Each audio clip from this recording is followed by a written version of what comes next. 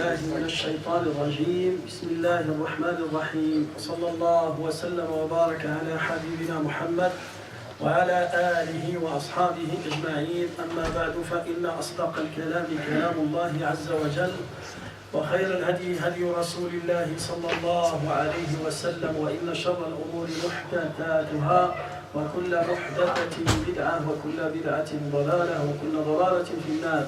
فيا رب أجرنا من النار بعفوك، وأدخلنا الجنة برحمتك يا عزيز يا غفار. أيها الإخوة الكرام، سنتكلم بإذن الله عز وجل عن يوم عرفة. فيوم عرفة هو اليوم التاسع من ذي الحجة، وهذا اليوم هو اليوم الذي يقف فيه الحجاج. سمي بيوم عرفة لأن الحجاج يقفون على صعيد عرفات، على جبل عرفات، منذ زوال الشمس إلى غروب الشمس. يقفون هناك يدعون الله عز وجل، يستغفرون الله عز وجل، يتضرعون إلى الله عز وجل. فلذلك شرع لنا الله عز وجل والنبي صلى الله عليه وسلم أعمالا نعملها في هذا اليوم. الحجاج الذين هم في مكة لا يفعلون شيئا في هذا اليوم إلا الدعاء والتضرع إلى الله. يصلون صلاة الظهر والعصر جمعا وقصرا في صعيد عرفات، وتقام خطبة اسمها خطبة عرفة، لا علاقة لها بالجمعة، اسمها خطبة عرفة.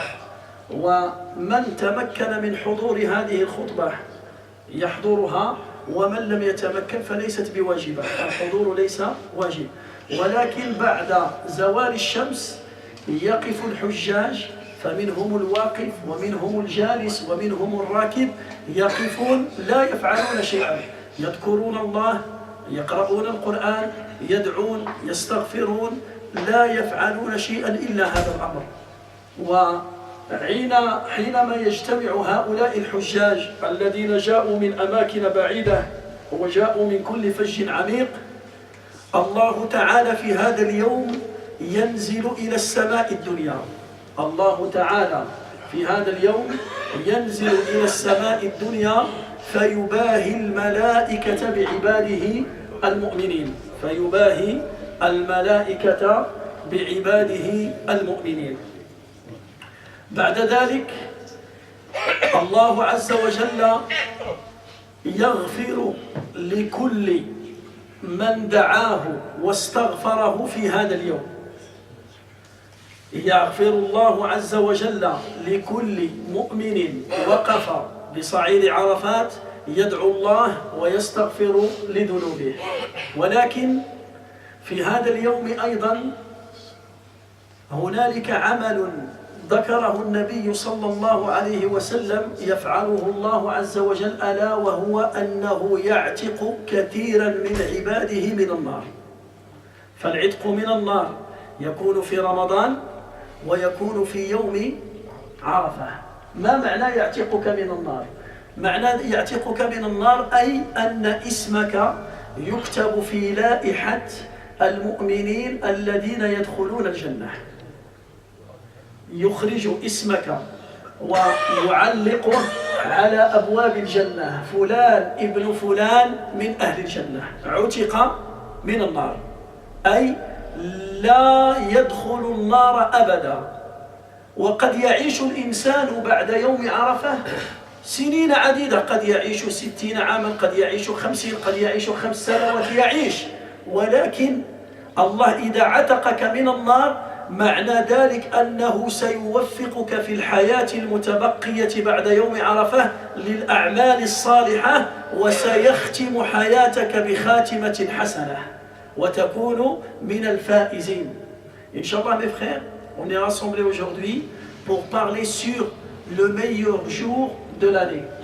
Le meilleur jour de l'année, certains savants, ils ont dit c'est le jour de Arafat. Qu'est-ce que ça veut dire le jour de Arafat? Le jour de Arafat, c'est le 9e jour dans le dernier mois lunaire. Le dernier mois lunaire, il s'appelle le mois de Dhul Hijjah. Le 9e jour, c'est le jour de Arafat. Dans ce jour, il y a beaucoup d'actes d'adoration qui se passent. Les pèlerins, pourquoi on a donné ce nom à ce jour-là?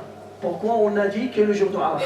On a dit, il s'appelle le jour de Arafat, pourquoi? Parce que les pèlerins, ils vont se rassembler à côté d'une montagne qui s'appelle Arafat. La montagne, il s'appelle, alors cette montagne, il se trouve où? Il se trouve à la Mecque. Il se trouve à la Mecque.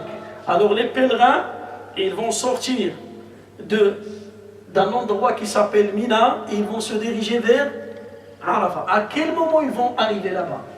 Il y en a des pèlerins qui vont arriver le matin à 10h, il y en a qui vont arriver à 9h, il y en a qui vont arriver à 11h, mais à quel moment ils commencent les gens à pratiquer l'acte d'adoration de Arafat? C'est après Az-Zawal, l'après-midi, après la prière de Dhuhr. Après la prière de Dhuhr, tous les pèlerins, ils vont se rassembler. Il y en a certains qui sont debout, il y en a certains qui sont assis, il y en a... Là, ils vont faire quoi? Ils vont implorer Allah Azza wa Jal. Ils vont faire rien. Évoquer Allah et invoquer Allah Azza wa Jal.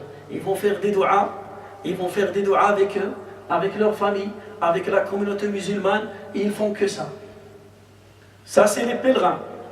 Ce jour-là, il faut savoir que dans notre religion, Allah Ta'ala, le prophète sallallahu alayhi wa sallam, nous a dit qu'Allah, il descend vers le premier ciel chaque nuit dans le dernier tiers de la nuit.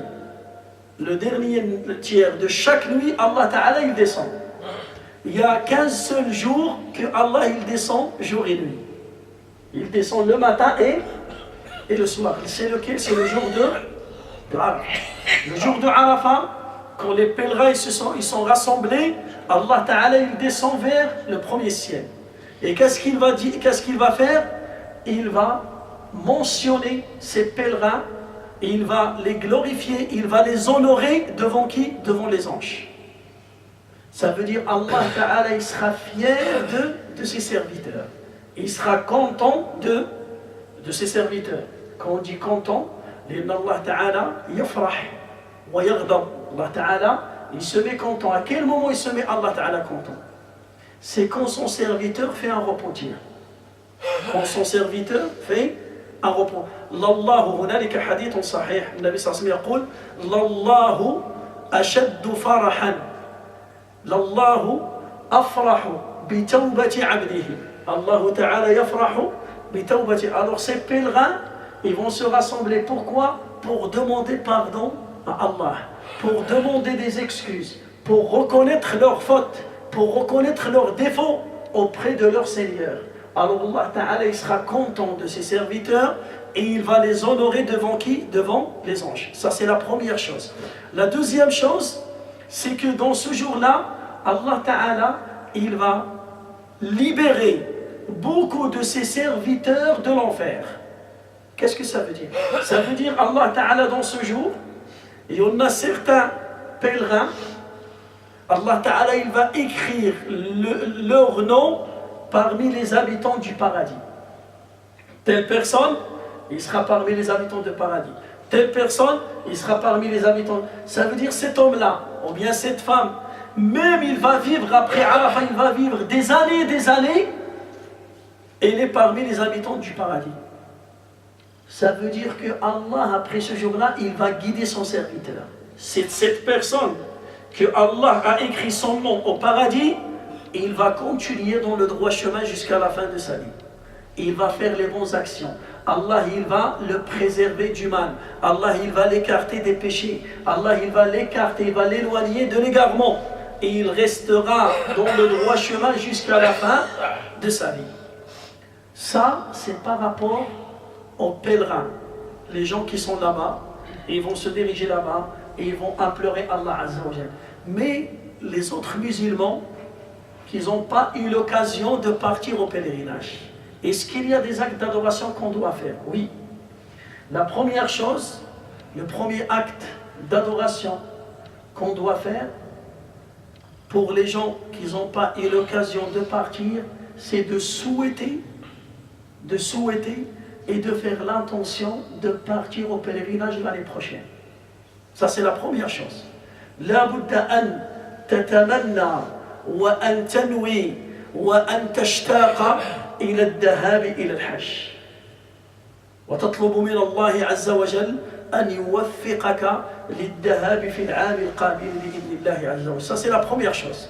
Parce que toi tu vas dire, regarde, Allah il descend, il va honorer ces gens-là devant les anges, Allah il va pardonner leurs péchés, Allah il va affranchir des esclaves, ses serviteurs de l'enfer, il va écrire leur nom dans le paradis parmi les habitants de paradis. Regardez les mérites et les récompenses. Alors toi ça te fait quoi? Ça bouge ton cœur et tu vas souhaiter et tu vas faire l'intention de partir l'année prochaine. Il faut faire cette intention, ça c'est sûr et certain. Ça c'est la première chose.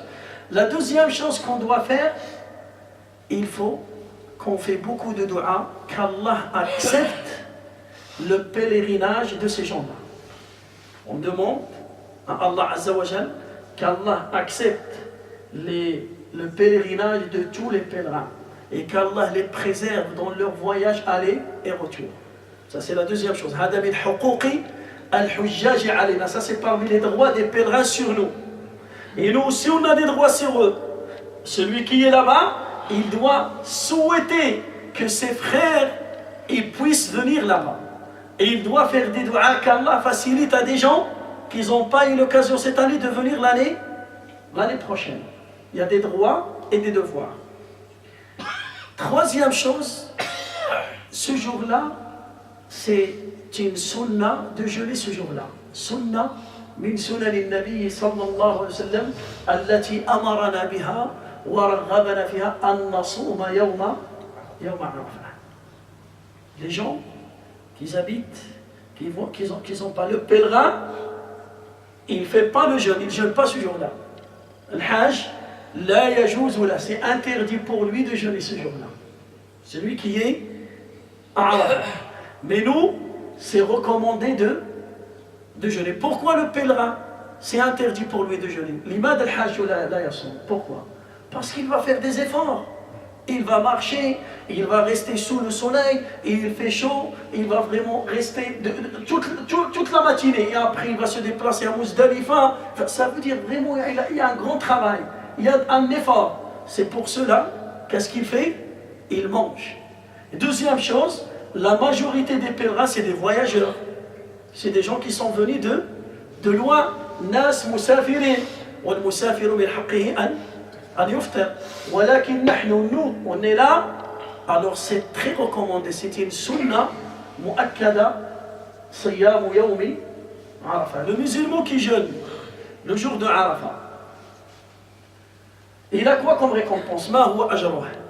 النبي صلى الله عليه وسلم يقول في الحديث الصحيح صيام يوم عرفة أحتسب على الله أن يكفر السنة الماضية والسنة المقبلة. Si tu jeûnes ce jour-là et Allah Ta'ala accepte ce que tu as fait, accepte ton jeûne, Allah il va pardonner tes péchés de l'année dernière et tes péchés de l'année qui va venir, de l'année en cours. Les savants, ils ont posé une question. Ils ont dit, est-ce que Allah Ta'ala il pardonne les grands péchés et les petits péchés, ou bien que les petits péchés? Le hadith, يقول النبي صلى الله عليه وسلم, Allah il te pardonne les péchés de l'année dernière et de l'année suivante. Il n'a pas précisé quel péché. لم يحدد ما هو نوع الذنب. ولكن العلماء, les savants, ils se sont divergés. Est-ce que Allah il te pardonne les grands péchés et les petits péchés, ou bien que les petits péchés? فلذلك منهم من قال أن النبي صلى الله عليه وسلم لم يفصل معنى ذلك أنها الكبائر والصغائر تكفر. Les savants ils ont dit, le prophète sallallahu alayhi wa sallam, il n'a pas détaillé. Il a dit Allah il te pardonne les péchés d'une année précédente et d'une année suivante. Alors tous les péchés, les grands et les petits. هذا القول الأول, la première parole. La deuxième parole, قول علماء آخرين, وهذا ما أقره الإمام ابن تيمية والإمام ابن القيم وفصلوا فيه, قال الله تعالى يكفر في هذه الأيام الصغائر دون الكبائر. Allah il te pardonne que les petits les petits péchés. Les grands péchés, il faut faire un repentir. La budda min at-tawbati li takfiri. Pourquoi? قالوا لأن النبي صلى الله عليه وسلم il nous a montré dans un autre hadith. قال لنا الصلاة إلى الصلاة والجمعة إلى الجمعة ورمضان إلى رمضان مكفرات لما بينهما من الذنوب إن اجتنبت الكبائر. إن اجتنبت. Le prophète sallallahu il a dit dans un autre hadith, entre la prière et l'autre prière, entre Subh et Dhuhr, si tu as fait des péchés entre Subh et Dhuhr, quand tu fais Dhuhr, tes péchés seront pardonnés. Entre Ramadan et Ramadan, un an, si tu as fait des péchés entre, Allah il va te pardonner. Entre le vendredi et le vendredi, ça veut dire les péchés d'une journée, les péchés d'une semaine et les péchés d'un an. Il t'a dit, Allah il va te pardonner les péchés, sauf les grands péchés. Là, il a précisé que les péchés qui seront pardonnés, lesquels? C'est les petits péchés. C'est quoi la différence entre les petits péchés et les grands péchés? Est-ce qu'il y a une différence? Il y a beaucoup de différences. Regardez. Les ulama قالوا الكبيرة ما هي الكبيرة؟ قالوا كل ذنب جعل الله له حدا في القرآن أو توعد فاعله باللعن وبالغضب وبالطرد من رحمة الله أو توعد فاعله بدخول النار أو بعذاب شديد فهذا ذنب كبير. Chaque péché, quand tu vas trouver le péché et tu vas trouver une loi, Allah Ta'ala il te dit si tu fais ça, tu auras cette punition. Par exemple, le fornicateur, il sera fouetté sans coup de fouet. Alors Allah Ta'ala il a mis une punition à côté de ce péché. Alors on a compris que c'est un grand péché. أيضا الله تعالى يقول مثلا في القرآن الكريم إنما الخمر والميسر والأنصاب والأزلام رجس من عمل الشيطان. Allah Ta'ala quand il a parlé de l'alcool, quand il a parlé du jeu de hasard, qu'est-ce qu'il a dit? Il a dit ça c'est le travail de diable. Là on a compris que ces péchés c'est des grands péchés. Allah Ta'ala quand il a parlé sur la personne qui ne fait pas la prière, Allah Ta'ala يقول ما سلككم في سقر قالوا لم نكن من المصلين. Allah Ta'ala il a posé la question à des habitants de l'enfer, pourquoi vous êtes là à l'enfer? Ils ont dit on n'a pas fait la prière. Alors on a compris que celui qui ne fait pas la prière, il est en train de commettre un grand péché. Tout ça c'est les grands péchés. Allah Ta'ala لما يقول في القرآن السارق والسارقة فاقطعوا أيديهما, on a compris que le vol c'est un grand péché. Soit tu as volé un œuf, soit tu as volé un bœuf, c'est pareil. C'est du vol. Sauf que les petits péchés, non. Les petits péchés, Allah Ta'ala il n'a pas mis des punitions. Le prophète sallam il n'a pas précisé des punitions. Par exemple, on a dit la fornication c'est haram. Mais si quelqu'un il a fait un bisou à une fille qui est étrangère, est-ce qu'il a commis un grand péché? C'est un petit péché. C'est un petit péché. C'est grave, mais ça reste moins. Il y a des degrés. Il y a des degrés. Et même dans la loi, dans les lois là maintenant, il y a des degrés. Chez les voleurs, il y a des degrés. Chez les criminels, il y a des degrés. Dans les accidents, il y a des degrés. À chaque faute, il y a des degrés. Quelqu'un qui vole à main armée, c'est pas comme quelqu'un qui vole sans arme. C'est pas pareil. Quelqu'un qui sort un arme pour te voler, c'est pas comme quelqu'un qui se bagarre avec toi comme ça il vole. C'est pas pareil. La peine de celui-là et celui-là, c'est différent. Alors dans notre religion, il y a ça. Les petits péchés. Alors, les petits péchés, Allah Ta'ala, il les pardonne si tu fais une prière à l'autre. Entre vendredi et vendredi. Entre le ramadan et le ramadan. Alors imagine, Ibn al-Qayyim, il t'a dit, la prière qui est un pilier de l'islam, et le jeûne de Ramadan qui est un pilier de l'islam, ils ne peuvent pas te pardonner les grands péchés. Alors comment le jeûne de Arafat, il peut pardonner les grands péchés? Est-ce que c'est clair? Parce que les premiers savants, qu'est-ce qu'ils ont dit? Ils ont dit le jeûne de Arafat, il te pardonne même les grands péchés. L'imam Ibn al-Qayyim, il a dit non. Pourquoi? Il a dit parce que le hadith là, il nous dit la prière, à peine il te pardonne les petits péchés. Ramadan, Ramadan, il te pardonne que les petits péchés. Alors, une obligation, il ne te pardonne pas si tu fais une obligation, il ne te fait pas pardonner les grands péchés. Alors, comment une sunna, jeûner une sunna, il va te. Ramadan, combien on jeûne? 30 jours. Et là, Arafat, combien on jeûne? Alors, une journée, il pardonne les grands péchés, et 30 jours, il ne pardonne pas les grands péchés. C'est impossible. فلذلك صيام يوم عرفة يغفر الله به الذنوب الصغائر, les petits péchés seulement. فلذلك le musulman, il doit faire attention. أيضا قلنا les pèlerins qui sont à Arafat, ils font dua. On a dit Allah, il va pardonner leurs péchés. Mais est-ce que Allah il pardonne même les grands péchés à ces gens-là ou pas? Maintenant, c'est pas pareil. On a parlé sur le jeûne de Arafat. Mais les gens qui sont à Arafat, le Hujjaj, il a fait le Hajj, il est à Arafat, il fait le dua. Est-ce que Allah il lui pardonne même les grands péchés ou pas? Oui. Qu'est-ce que vous pensez? Parce que vous écrirez dans le Jannah, s'il est pardonné, donc il va aller. Hein? Regardez, il y a deux grands péchés. Il y a des péchés que tu as fait entre toi et Dieu, et il y a d'autres que tu as fait entre toi et les gens. Tu as fait l'injustice à telle personne. Est-ce que l'injustice que tu as fait à telle personne, Allah il peut te pardonner ça? Ok, tu as bu de l'alcool, tu as fait des péchés entre toi et Dieu. Tu as commencé tard la prière. Normalement, la prière, tu dois commencer à l'âge de puberté. Ça devient une obligation. Mais toi, jusqu'à 40 ans, tu as commencé.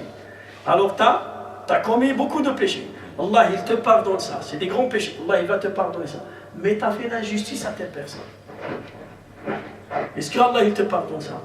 Il faut régler avec lui avant. فلذلك هنا خلاف بين العلماء. Il y a des savants, ils ont dit même ça, Allah il te pardonne même ça. Comment? Ils ont dit, Nabi sallallahu alayhi wa sallam قال في يوم عرفة, le jour de Arafat.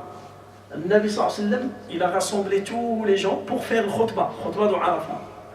فقال النبي صلى الله عليه وسلم إن الله غفر لأهل عرفات وتحمل عنهم التبعات.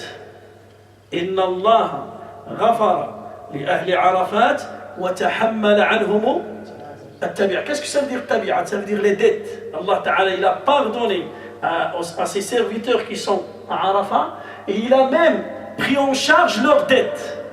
Il a pris en charge leurs dettes. Ça veut dire, toi, tu as fait l'injustice à telle personne. Tu lui as volé de l'argent. Ou bien tu l'as arnaqué, ou bien tu l'as insulté, ou bien tu l'as fait une fausse accusation. Ou bien peut-être l'injustice, tu as fait une injustice à telle personne. Allah Ta'ala, c'est lui qui va prendre en charge cette injustice. Et c'est lui qui va s'occuper de te pardonner le jour de la résurrection. Et d'autres savants, ils ont dit non.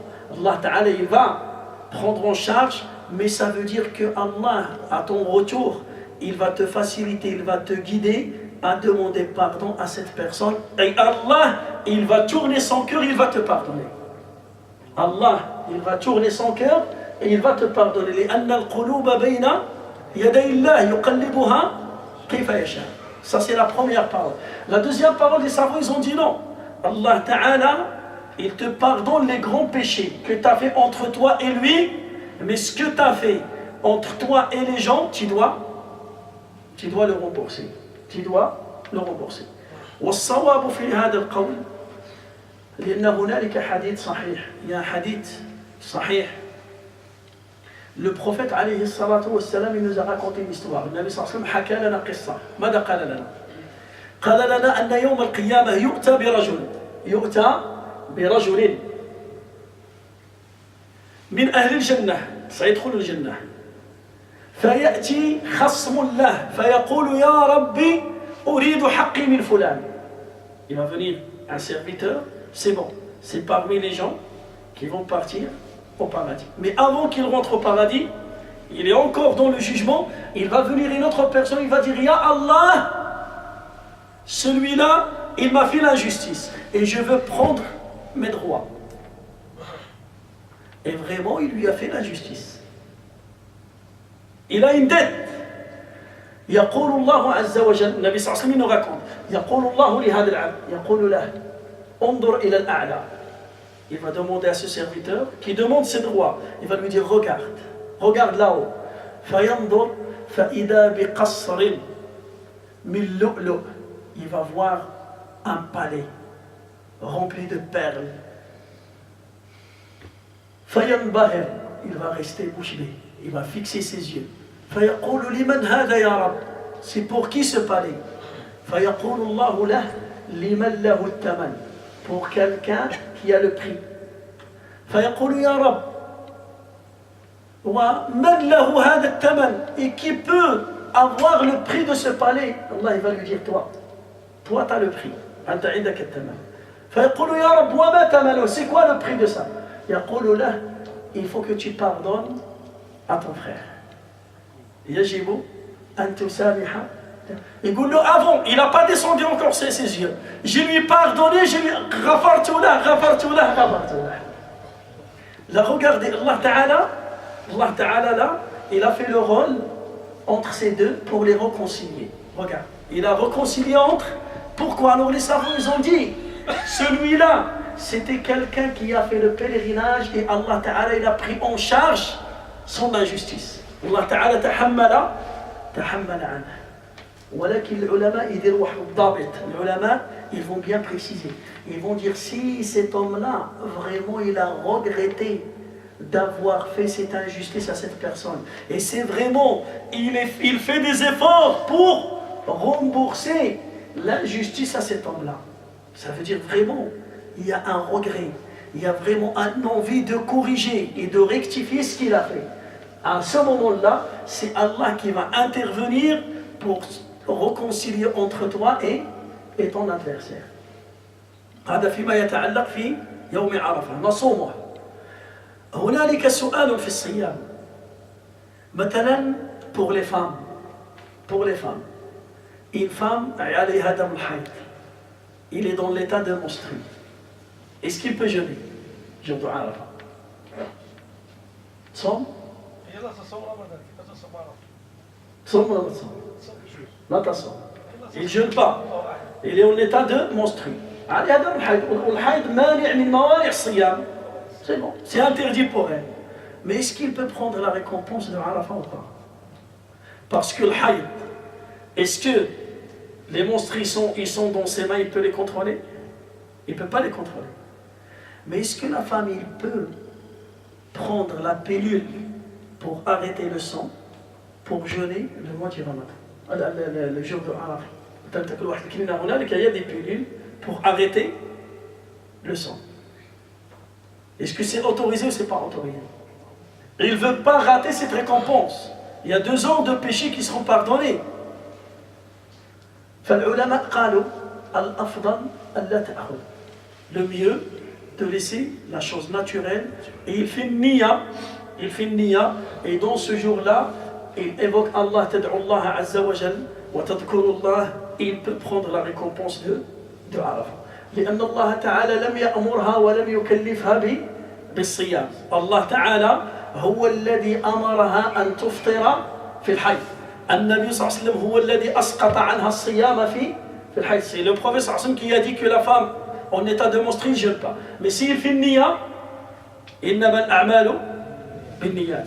عندنا دليل, on a une preuve. النبي صلى الله عليه وسلم في غزوة تبوك. Il y avait un combat qui s'appelle le combat de Tabouk contre les Romains. C'est le prophète صلى الله عليه وسلم qui a préparé l'armée pour sortir de Médine pour combattre les Romains. Il y avait des gens qui ne pouvaient pas participer, des handicapés, des personnes vieux, les femmes, des personnes qui n'avaient pas de monture, il n'y avait pas. Mais ils n'ont rien trouvé. Et même pour participer avec leur argent, ils n'ont pas d'argent, c'est des pauvres. Allah Ta'ala يقول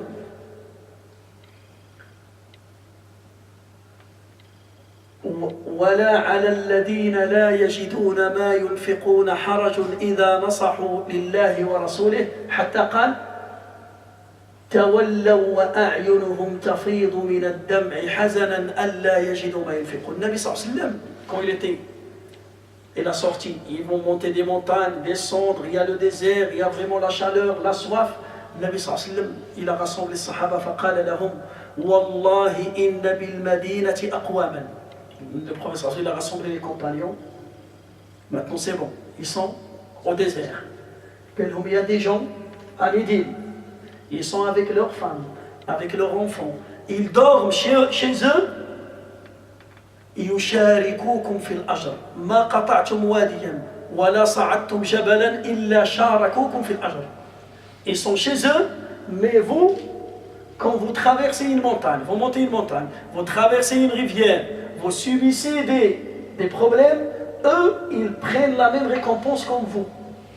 Les Sahaba قالوا يا رسول الله, comment ça se fait? Nous, on fait l'effort, on sort, on est sous le risque de mourir, et eux, chez eux, avec leurs femmes, avec leurs enfants, ils mangent bien, ils dorment bien, et ils vont prendre la même récompense. قال نعم قلوبهم معكم حبسهم العذر. Il y a une excuse qui les a empêchés de participer. Mais dans leur cœur, ils sont avec vous. Ils demandent à Allah de vous préserver. Ils demandent à Allah de vous donner la victoire. Ils souffrent, ils sont inquiets, ils ont une inquiétude. Alors ils participent et ils vont prendre la même récompense. Kadalik, la femme qui ne peut pas jeûner ce jour-là parce qu'il a le menstru, une personne qui tombe malade, qui est malade, qui ne peut pas jeûner ce jour-là, s'il fait une niya, il fait une bonne intention, niya sadiqa, Allah Ta'ala il lui donne la même récompense comme celui qui a jeûné. هذا بالنسبة للصيام. الأمر الثاني, la deuxième chose qu'on doit faire, هنالك التكبير والتكبير نوعان. التكبير المقيد والتكبير المطلق. Il y a une évocation qu'il faut faire. Il y a une évocation qui est fixée dans un temps précis. Il y a une évocation qui est libre, générale. L'évocation générale, c'est depuis la rentrée de premier de l'Hijja. Quand il rentre le premier de l'Hijja, إذا دخل أول de l'Hijja, les musulmans, nous qu'on est là, les pèlerins, qu'est-ce qu'on doit dire? Allahu Akbar, Allahu Akbar, Allahu Akbar, la ilaha illallah, Allahu Akbar, wa lillahi alhamd. Tu dis ça chez toi, dans ta maison, dans ta voiture, au marché, à la mosquée, dans n'importe quel moment, matin et soir. Deuxième évocation, c'est une évocation qui est fixée dans un temps. Et ça commence quand? Ça commence demain après le Fajr. Ghadan, ba'da salat al-Fajr. Cette évocation, c'est après les prières obligatoires. Ba'da salat al-mufrudah. Tu ne peux pas dire ça en dehors, avant salat. Non, c'est après les prières obligatoires. On a combien de prières obligatoires? 7. 5. Alors des fois, il y a 6, c'est pas 7. Parce que le vendredi, c'est obligatoire. Il y a le Subh, le Dhuhr, l'Asr, le Maghrib, l'Isha et le Jumu'ah. Parce que tu as le Jumu'ah, wajiba. Alors là, après Salat Subh, l'imam, quand il dit Salam alaykum wa rahmatullah, Salam alaykum wa rahmatullah, là, qu'est-ce que tu dois dire? Allahu Akbar, Allahu Akbar, Allahu Akbar.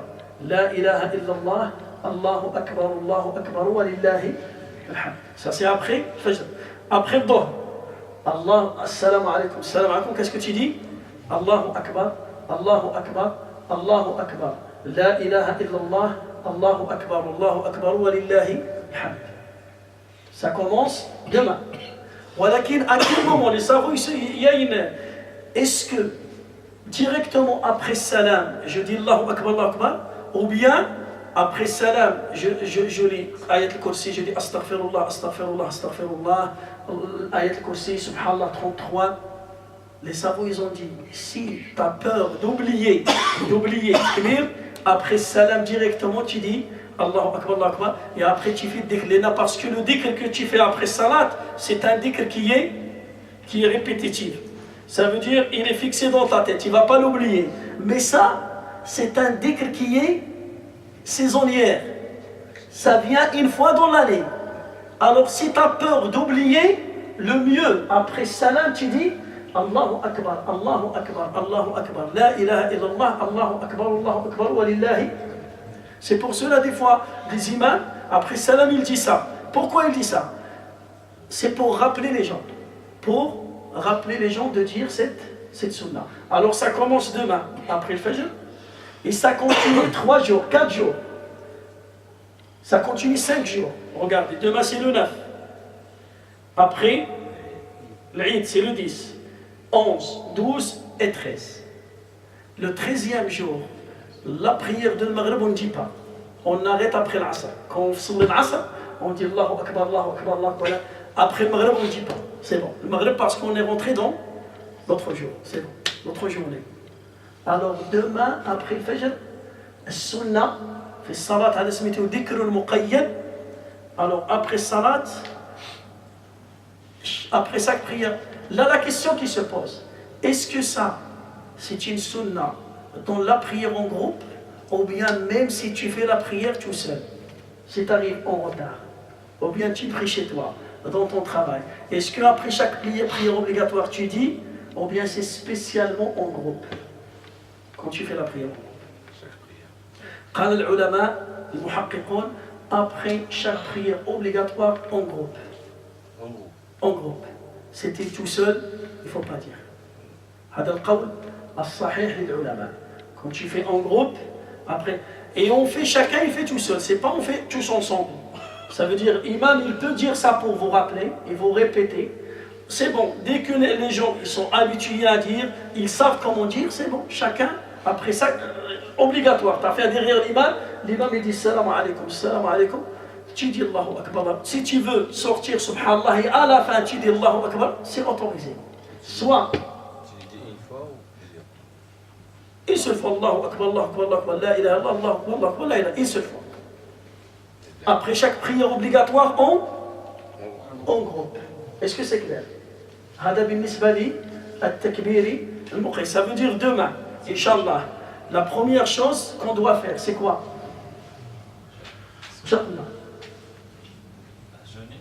Souhaiter qu'Allah accepte le pèlerinage des pèlerins.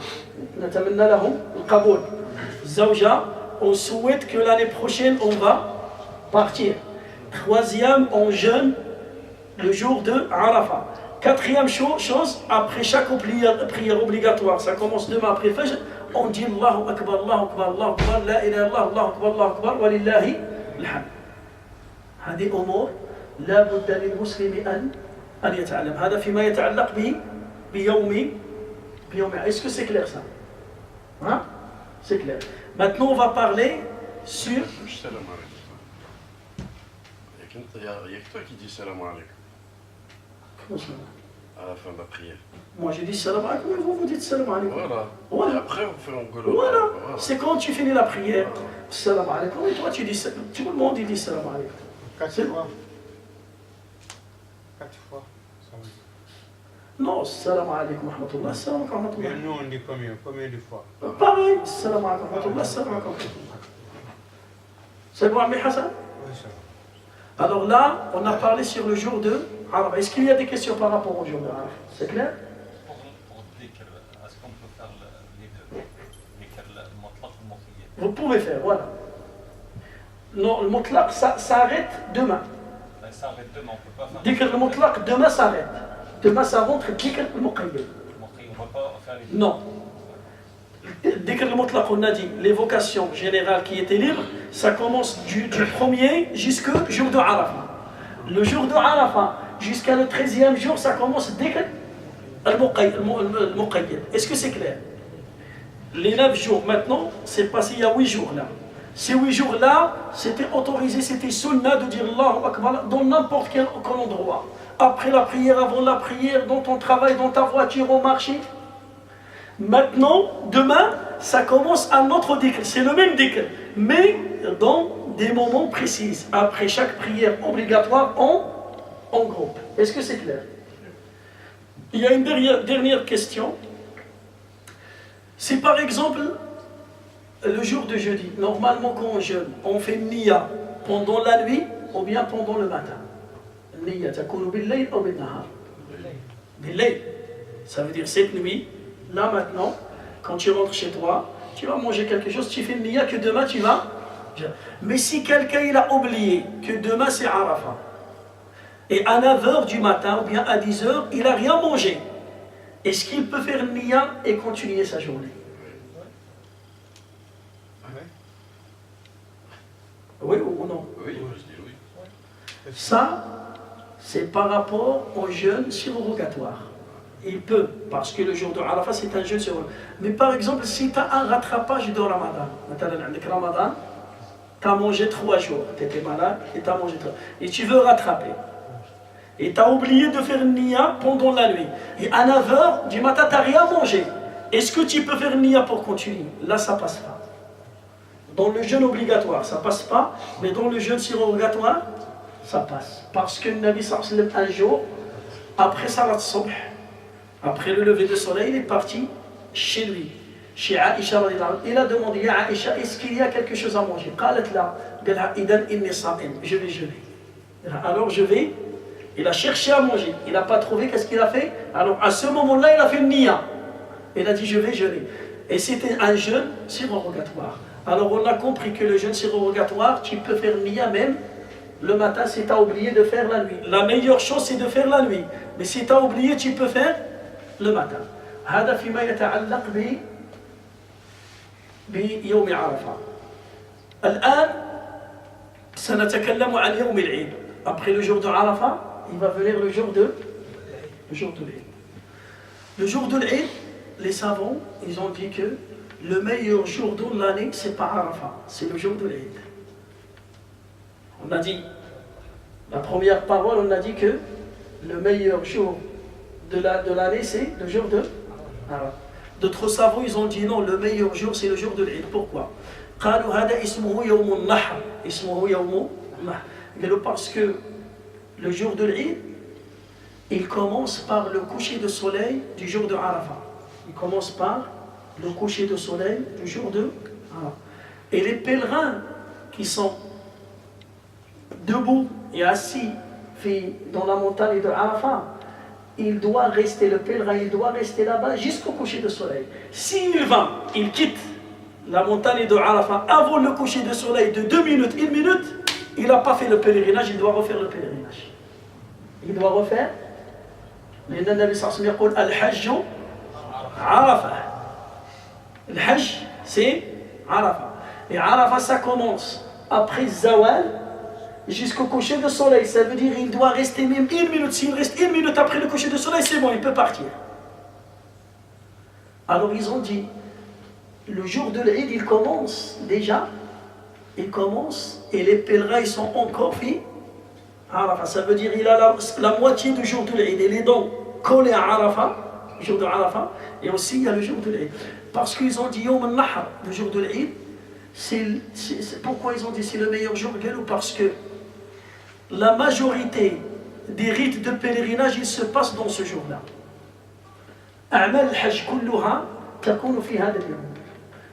قلنا la moitié de Arafat. Le lendemain, qu'est-ce qu'ils vont faire? Ils vont égorger les moutons, ils vont couper leurs cheveux, et ils vont faire Rami, Al-Aqaba al-Kubra, et s'il a le temps de partir pour faire Tawaf al-Ifada, il peut faire Tawaf al-Ifada. Ça veut dire dans ce jour-là, celui qui est rapide et qui a les moyens, il peut finir la grande moitié de l'Hajj. C'est bon, il lui reste rien, il lui reste 3 jours ou 2 jours pour jeter les pierres et il a fini son Hajj. Ça veut dire la majorité des rites de pèlerinage, ça se passe dans le jour de Nahr. Alors ils ont dit, c'est pour cela, c'est le meilleur jour de l'année. Ils ont dit aussi, ce jour-là, Allah Ta'ala, il nous a choisi une fête dans ce jour-là. Il a fixé une fête dans ce jour-là. Ils ont dit aussi, il y a combien de bêtes qui vont être sacrifiées dans ce jour-là pour Allah Azza wa Jal. Et dans ce jour-là, les premiers qui vont jeter les pierres sur Shaitan, il y a compte dans ce jour-là. Jamrat al-Aqaba al-Kubra. فلذلك قال العلماء هذا أفضل. ولذلك الله تعالى سمى هذا اليوم في القرآن يوم الحج الأكبر. سماه الحج الأكبر. يوم الحج الأكبر هو يوم العيد. هذاك هو يوم الحج الأكبر. فعلماء يقولون يوم عرفة وعلماء يقولون يوم العيد. من قال يوم عرفة قالوا لأن الله ينزل إلى السماء الدنيا في النهار وفي الليل. الله تعالى يعتق عباده من النار. هذا قالوا لأن أعظم، وهذا القول له نظر وهذا فيه قوي، حجتهم قوية. بالنسبة ليوم العيد، يوم العيد السنة للمسلمين الذين ليسوا في الحج l'irtisal. La première sunna qu'on doit faire, c'est de faire les grandes ablutions. Mais à quel moment tu fais les grandes ablutions? Est-ce que tu peux maintenant faire les grandes ablutions à 1h du matin? Vendredi c'est l'Eid. Hein? Jeudi, après l'Isha, tu vas prier l'Isha. Est-ce que si tu fais la douche, tu fais les grandes ablutions après l'Isha, est-ce que c'est valable? Et tu fais une niya pour l'Eid, est-ce que c'est valable? Hein? Ou bien, il faut faire après Subh. Il y a la meilleure, comme a dit l'imam Malik, pour le vendredi, pour les grandes ablutions des vendredis et de la fête, c'est quand tu veux sortir. C'est quand tu veux sortir. T'es propre. L'irtisal. السنة الثانية اللبس الجديد. Il faut choisir des habits neufs. Des habits neufs. Même blanc ou rouge, n'importe quelle couleur. Le blanc, c'est une sunna pour le vendredi. Mais maintenant, ça va tomber le vendredi et l'Eid. Ça veut dire si tu rassembles un qamis, des vêtements neufs et blancs, tu as rassemblé deux récompenses en même temps. Tu as rassemblé deux récompenses en même temps. Ça c'est la deuxième chose. Troisième chose, il ne faut rien manger. Jusqu'à après salat. Tu ne manges rien. Tu fais salat subh et tu rentres chez toi et tu ne manges rien. Tu commences à dire Allahu Akbar, Allahu Akbar, tu t'adkuru, Allah Azza wa Jalla takbirat li. Mais tu ne manges rien. Tu fais salat et après salat, si tu vas égorger le mouton, le mieux de manger un peu de ton mouton. Si après salat tu veux boire de l'eau, tu veux manger, c'est autorisé, c'est bon. Hadith sunnat al-Nabi, mais l'Eid al-Fitr, le Eid qui vient après le Ramadan, c'est le contraire. Après ça, tu dois manger directement. Tu manges directement. Pourquoi? Pour montrer que c'est bon. J'ai fini le Ramadan, c'est toi, ya Allah, qui m'a demandé de jeûner pendant le Ramadan, et c'est toi qui me demandes de manger. Alors voilà, moi, j'ai obéi tes ordres pendant le jeûne et je vais obéir tes ordres pendant le jour de l'Eid. Mais l'Eid al-Fitr, l'Eid al-Adha, non, c'est pas pareil. Tu viens et on finit la prière et après tu manges. Ça c'est, on a parlé sur combien de sunnah là? 3. On a dit les grandes ablutions, des habits neufs et tu manges rien. Troisième chose, tu ramènes ta femme et tes enfants et tes filles, tes garçons, tu ramènes tout le monde. ليشهدوا دعوة الخير ويشهدوا جماعة المسلمين. La femme, même s'il est en état de menstru, il peut venir. Il ne va pas prier, mais il va écouter le prêche, et il va écouter, assister à dua. Même s'il est en état de menstru. Ça c'est la quatrième chose. La cinquième chose, le mieux de venir à pied. Le mieux de venir à pied. Mais si t'es loin, c'est autorisé d'utiliser un moyen de transport. Sixième chose, il faut venir par un chemin et retourner par un autre chemin. تأتي من طريق وتعود من طريق آخر. Sixième chose, il faut faire attention. Si on fait l'Eid au gymnase, il n'y a pas de tahiyat al-masjid, tu ne pries rien. Il ne faut pas prier. Ibn Abbas كان يقول رضي الله عنهما صليت مع النبي صلى الله عليه وسلم العيد في المصلى فلم يصلي بعدها قبلها ولا بعدها. Il n'a rien prié ni avant l'Eid ni après l'Eid. Mais si on fait à la mosquée, quand tu rentres à la mosquée, tu fais tahiyat, parce que celle-là c'est une mosquée. Mais le gymnase c'est pas une mosquée. C'est un endroit temporaire pour faire la prière de l'Eid. Ça veut dire ne fais pas ni Tahiyat al-Masjid avant, ni... Et nous on remarque combien même pendant le Ramadan on a parlé sur ça, et il rentre et il fait salat. Ne fais pas salat, ne fais pas Tahiyat al-Masjid. Parce que c'est pas une mosquée. C'est pas une mosquée. Est-ce que c'est clair? Huitième chose, la Bouddha min as-salat, la prière. Qu'est-ce qu'on va faire? La prière de l'Eid. On va faire la prière de l'Eid. Neuvième chose, il faut écouter le khutbah de l'Eid. Il ne faut pas être pressé, il faut écouter le khutbah de لأن الصحابة رضي الله عنهم كانوا لا يتخلفون عن الخطبة. Les compagnons, ils n'ont jamais fait les 2 rak'at, ils sont partis. Ils restent pour écouter, et hommes et femmes, même le professeur pendant l'Eid, il fait une khutbah pour les hommes, et il se déplace, il fait une khutbah pour les femmes.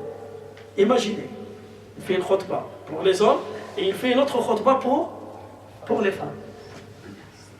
هذا فيما بعد ذلك التهنئة فيما بيننا. Il faut souhaiter bonne fête entre nous. Au bon fête, qu'est-ce que tu dis? Comment tu dis en arabe? تقول عيد مبارك سعيد.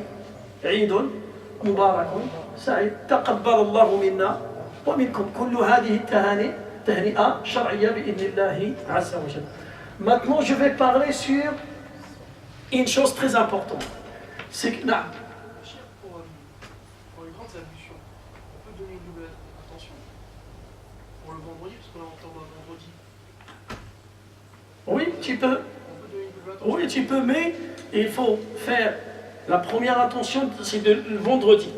Et tu mets après l'Eid. Tu sais pourquoi? Parce que le vendredi c'est une obligation et l'Eid c'est une sunna.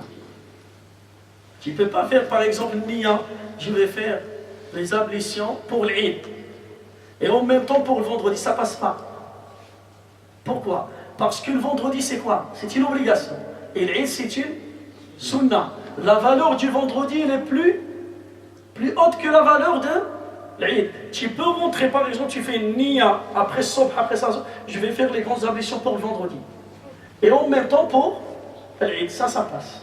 Est-ce que c'est clair? يقول العلماء هذا إدراج النيات تدخل نية تحت نية ولكن الصغير يدخل تحت الكبير. Le petit acte il rentre sous le grand acte, mais on ne peut pas rentrer le grand acte sous le petit acte. Est-ce que c'est clair? Maintenant, tu veux faire les petites ablutions, tu veux lire le Coran, au début je vais faire le wudu pour lire le Coran. Tu ne peux pas prier avec cet wudu. Avec un wudu, tu ne peux pas prier. Parce que tu as précisé. Toi, tu as précisé, je vais faire les ablutions pour lire le Coran. Tu ne peux pas prier avec. Mais si tu dis, je vais faire le wudu pour prier, tu peux lire le Coran avec. Est-ce que c'est clair? Ou bien tu dis, je vais faire le wudu pour prier le Dhuhr. Tu peux prier le Dhuhr et tu peux prier raka'at après le Dhuhr.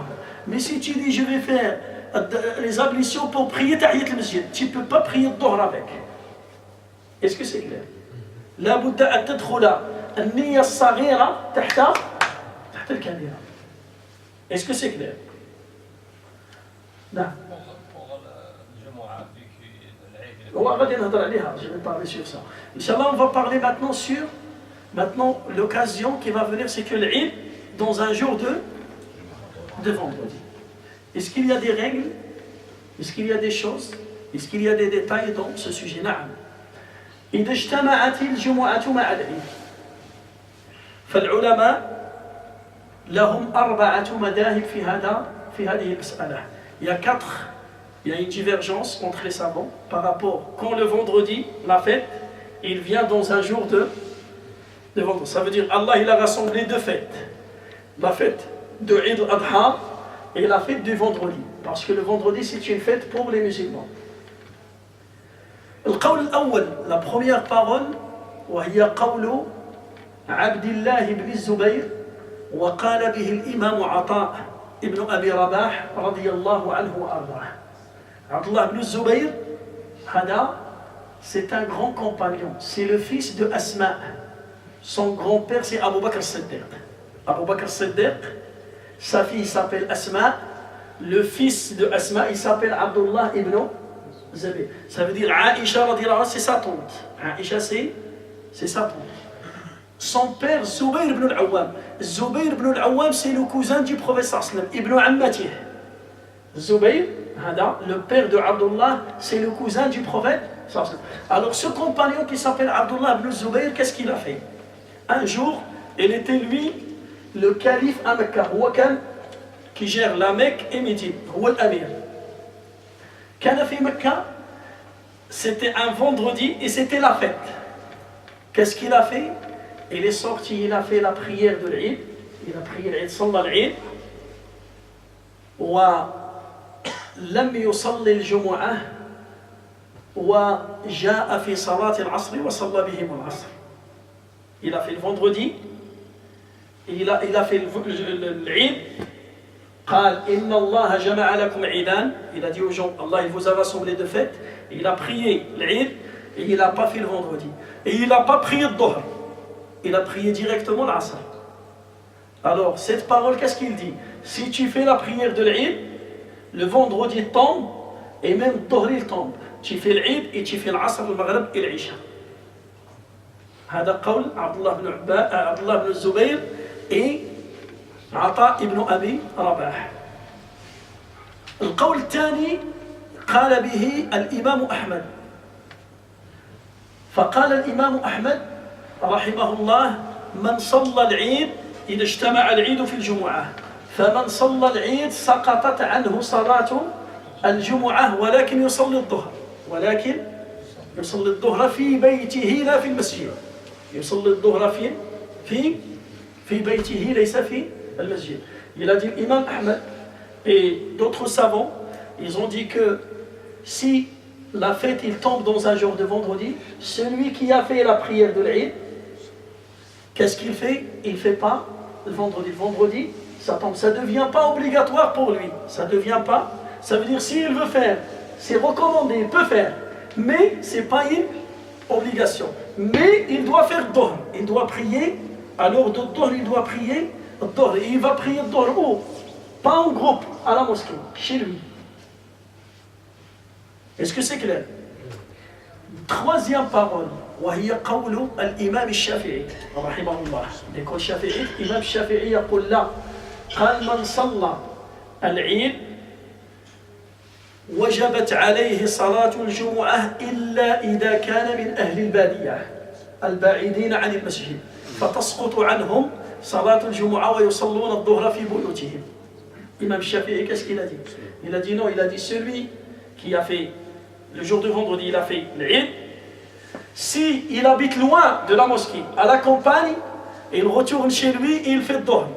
On ne va pas l'obliger de venir pour prier le Jumu'ah. Mais les habitants de la ville qui sont à côté de la mosquée, c'est une obligation de refaire la prière de Jumu'ah. Quatrième parole, وهي قول الإمام مالك وقول الإمام أبي حنيفة. قالوا لا تسقط صلاة الجمعة بصلاة العيد. Ils ont dit la prière de l'Eid, il ne peut pas tomber la prière de vendredi. Tu fais l'Eid et tu fais le vendredi pour tout le monde.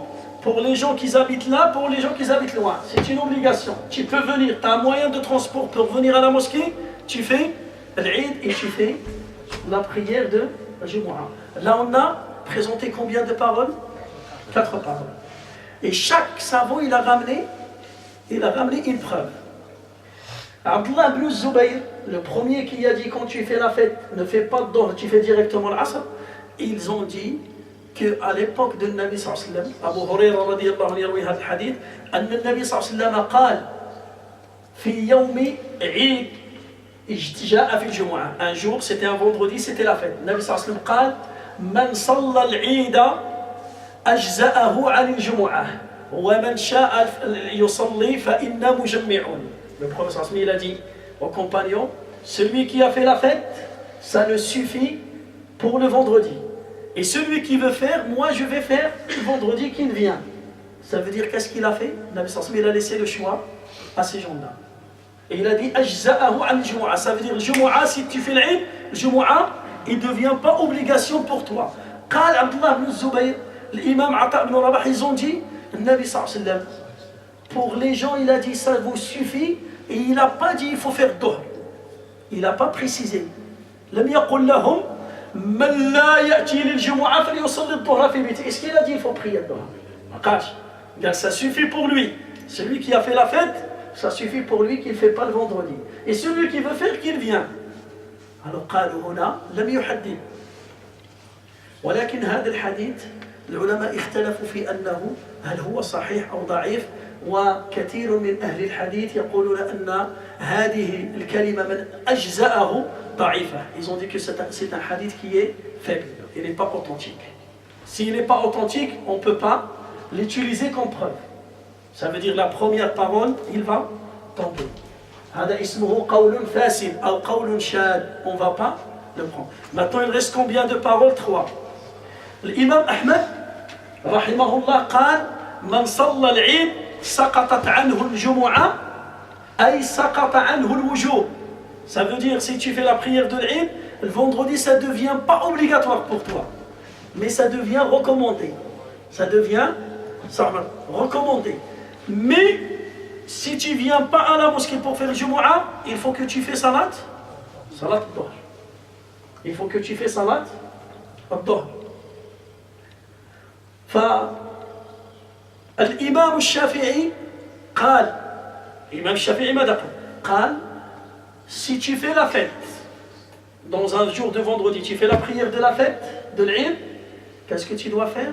قال les gens qui sont loin, qui habitent à la campagne, s'ils veulent retourner chez eux pour égorger, pour préparer, pour accueillir des invités, ils ne viennent pas. Pourquoi? Parce qu'il y a une difficulté pour ces gens-là.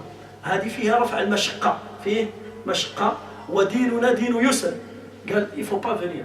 وقالها un jour عثمان بن عفان, il a fait خطبة العيد, il a prié العيد, il a fait الخطبة, فقال يا أيها الناس من كان منكم من أهل العالية فلا يأتي للجمعة فإني قد أذنت له.